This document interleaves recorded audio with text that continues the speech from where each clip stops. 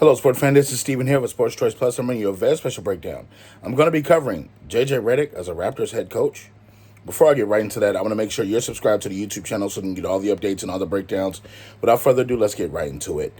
It's been floating around. It's been circulating all around that Reddick, former University of Duke player, former Orlando Magic player, Clipper player, Sixers player, former a lot of different teams, has essentially put his hat in the name for the Toronto Raptors head coaching job. You look at JJ is very intelligent. That's one thing I will say. As a basketball player, he was a pretty good shooter, high volume shooter as far as the three-pointer goes.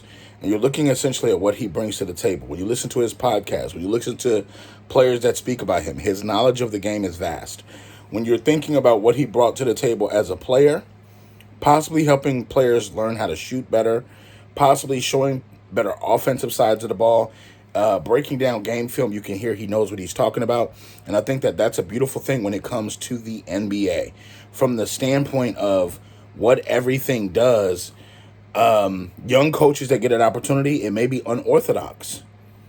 It may be unorthodox, but you got to think, if J.J. Reddick has a vast knowledge of essentially what the NBA is and how to play basketball the right way, you're teaching guys that's coming in, maybe younger guys, not mostly the veterans, but the younger guys that need that kind of tutelage, that can look up and say, okay, he played in the NBA, he has knowledge, and what better knowledge than the guy that played around championship basketball. When you look at his time in Orlando, how critical was he? When you look at his time in Clippers, how critical was he?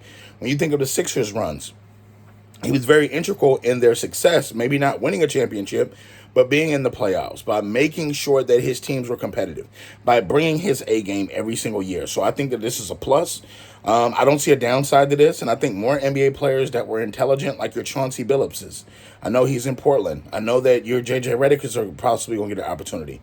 So I think now is the time. I'm all for it, even if he doesn't get Toronto. I think that you can have an opening if Philly loses. I think Doc could be out.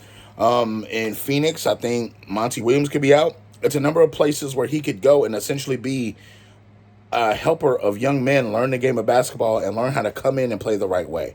So J.J. Reddick in the NBA as a coach, I'm all for it. I love it. Get in the comment section. What do you think? Definitely check out Sports Choice Plus for all the breakdowns and all the updates. We'll see you on the very next video.